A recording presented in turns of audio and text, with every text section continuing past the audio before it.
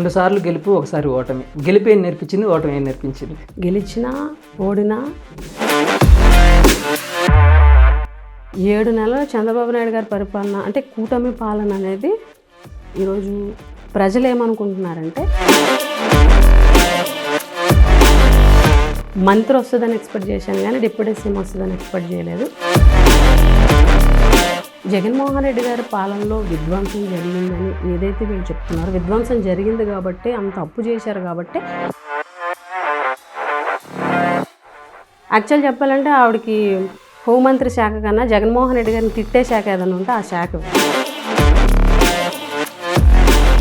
హోంమంత్రిగా 100% failure minister Vangalapudi Anitha.